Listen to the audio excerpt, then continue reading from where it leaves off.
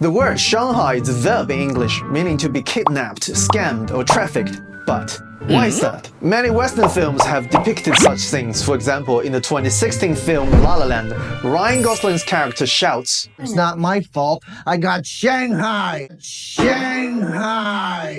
Charlie Chaplin also made a film in 1915 titled Shanghai. The film tells the story of a captain who orders Chaplin to Shanghai three young men to work as sailors. However, in the end, Chaplin ends up being Shanghaied himself by the captain. So, why did Shanghai, the current most developed city in China, acquire such a bad name in the English language? Well, we have to start with the age of exploration and the beginning of global trade. Friends, if you're watching now, please like, share, and subscribe. The fascinating story starts now. Let's turn the clock back to the 15th century in 1453. The Ottoman Empire captured Constantinople, the capital of the Byzantine Empire. This victory marked the Ottomans' complete control over the core parts of the traditional Eurasian trade routes. Ottoman domination not only cut off the Eastern Mediterranean trade, but also imposed heavy tariffs on all goods passing through. No one knows tariffs better than I do. This monopoly caused the prices of Eastern goods in Europe to skyrocket by 8 to 10 times, leaving no profit for European merchants. At that time, certain luxury goods from the East, such as spices, porcelain, silk, gold, gems, pearls, ivory, and exotic medicines, were highly sought after in the European market, and they were the absolute protagonists of international trade. The Ottoman monopoly directly severed the Europeans' profitable overland trade, forcing Western European nations, especially Portugal and Spain, to actively seek new sea routes to the east. Thus, it can be said that it was precisely the Europeans' desire for these eastern luxuries that directly gave rise to the subsequent spectacular Age of Exploration. Europe at the time was experiencing the budding stages of capitalism and the technological explosion. To develop their economies and satisfy expansionist desires, European royal families began funding various explorers to venture overseas, seeking new continents for trade. Thus, with the support of Portuguese crown, Bartolomeu Dias discovered the Cape of Good Hope in 1488. In 1492, Christopher Columbus, born in Italy but serving the Spanish crown, sailed west and discovered the Americas, an event regarded as the beginning of the Age of Exploration. Shortly after, Vasco da Gama set sail from Lisbon, Portugal in 1497. Following the route pioneered by Diaz, he rounded the Cape of Good Hope and continued east, finally reaching Calicut in southwestern India in May 1498. Da Gama's voyage successfully established the first direct sea route from Europe to India. In 1519, Ferdinand Magellan's expedition circumnavigated the globe, proving the maturity of transoceanic sailing technology. In 1600 and 1602, England and the Netherlands respectively established their own East India companies, initiating large-scale maritime commerce and colonial activities. So starting from the 17th century, the rise of global maritime trade created a massive demand for sailors among Europeans. But the problem was, no one actually wanted to be a sailor. Being a sailor means years spent at sea, away from family, with an uncertain fate and poor pay. All the trade profits were taken by the royalty, the East India companies, and the ship captains. Ordinary sailors weren't much different from slaves. As seen in films like Pirates of the Caribbean, recruiting crew in the early 18th century basically relied on deception and trickery. Furthermore, due to the urgent need for maritime trade and the manpower shortage faced by Britain and the Netherlands, the practice of Shanghaiing men to serve as sailors was tacitly condoned by the state, and the task of replenishing sailors were even carried out by state-affiliated authorities. Of course, having the state directly kidnap people was somewhat undignified, so a profession emerged at that time, the boarding master. So, what did this job entail?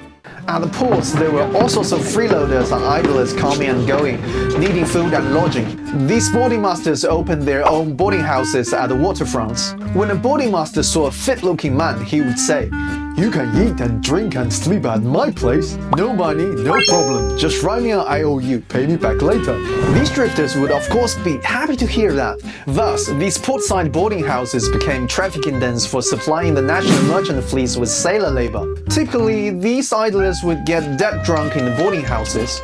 To make them pass out faster, the boarding masters might occasionally slip opium into their drinks. Once unconscious, they'd be wrapped in canvas like mummies and delivered to the docks for receipt by the ship's officers. This human trafficking was usually settled per head, and the payment was called blood money. These men would wake up the next day to find themselves sold into servitude as sailors on the ship, for terms ranging from a few months to 7 or 8 years.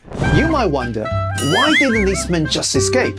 Because most had their signatures forged and were forced to press their fingerprints onto contracts. According to a 1790 American law, any sailor who deserted before his contract ended would face imprisonment if caught. These notorious boarding masters were essentially human traffickers, earning them the infamous name crimp, and their practice was called crimping. Friends, after all this, you must be asking, why you still haven't talked anything about Shanghai? Why did Shanghai become synonymous with kidnapping and scamming?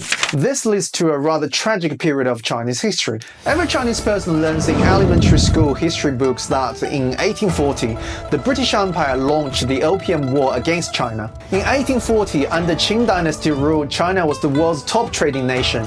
Its GDP alone accounted for about 37% of the global total. In normal Sino-British trade, China consistently had a trade surplus.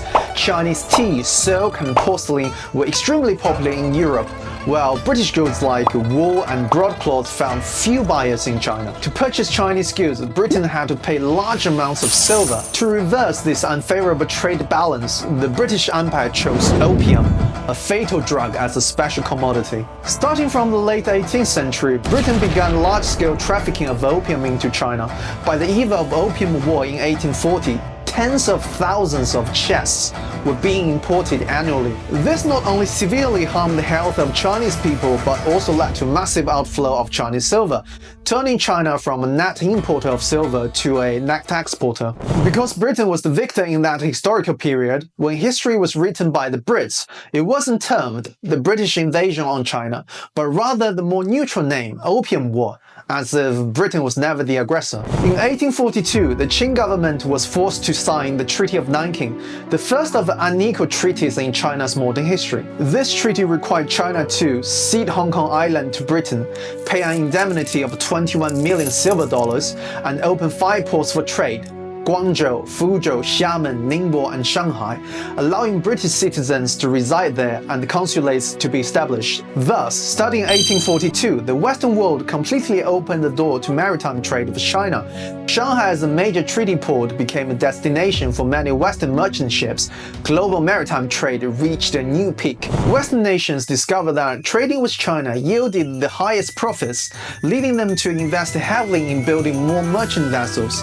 This, in turn, caused a severe shortage of sailors. Consequently, to recruit crews, the practice of Shanghaiing sailors increased dramatically in key port cities like London and Liverpool in England, and San Francisco, Portland, and Seattle in the United States. Because a significant portion of the British and American merchant ships were destined for Shanghai, starting around 1850 in San Francisco, the word Shanghaiing gradually became synonymous with kidnapping and scamming in English. Back in the day, if a man was tricked onto a ship as a sailor, he would angrily shout, "Fuck! I got Shanghaied!" By the late 19th century, Shanghaiing sailors have become a very lucrative profession. A top crimp would earn about $9,500 a year, equivalent to $330,000 in 2024. Stories of top crimps have passed down. Lots of them dislike the name crimp, so they call themselves Shanghai artists at that time. The most famous crimp was perhaps the Englishman from Liverpool, Joseph Bunko Kelly, who started his trafficking business in 1879. Over 15 years of his career, he sold over 2,000 men. Once, he set a record for packaging, successfully bundling 50 men in just 3 hours. For his legendary career, he earned the nickname King of Crimps. This Crimp King Kelly did some pretty outrageous things. In 1885, he Shanghaied a wooden Native American Indian statue from in front of a cigar store, wrapped it up, and sold it to a merchant captain for $50. The next day, the crew unwrapped the bundle only to find a wooden statue. In 1893, he got 20 men in his boarding house. These men drank too much, and they stumbled into the basement, which happened to be Kelly's mortuary. Seeing bottles filled with liquid, they thought it was alcohol and drank it. But it was embalming fluid. Oh, no. All 20 were poisoned. Kenny returned to the boarding house and found his cargo gone. He panicked. He searched all over and discovered the 20 dead men in his basement. He didn't hesitate and quickly packed them up and sold them for $52 per head to a captain. The next morning, the captain set sail only to discover that none of his 20 new crew members was a living man. You may ask, were there any female crimps? The answer is yes. Bridget Grant, an American woman born in Massachusetts, moved with her husband to Astoria, Oregon, where they ran a boarding house and became Shanghai artists. The couple had 8 children, but their relationship soured. Bridget was not very happy and eventually she Shanghaied her own husband. With time moving on and changes in shipping routes, many merchant ships by the late 19th century were no longer bound for Shanghai, but the verb to Shanghai had already entered the English language and is still used until today. By the early 20th century, technological advances in shipbuilding saw large steel, steam-powered merchant ships gradually replace wooden ships. Furthermore, the outbreak of World War I in Europe in 1914 reduced the practice of kidnapping sailors. Crucially, on the legislative front, the Maguire Act of 1895, sorry, my mistake, not this Harry Maguire, it's this James Maguire, and the Seamen's Act of 1915 finally made Shanghaiing a federal crime, consigning the human trafficking practice to history for good. So when you hear an American man today say, "I got Shanghai," it doesn't mean he's excited about traveling to Shanghai, China. It means he was coerced or tricked into something. That's all for this video. Thank you so much for watching. This is ZX, who explores the world with you.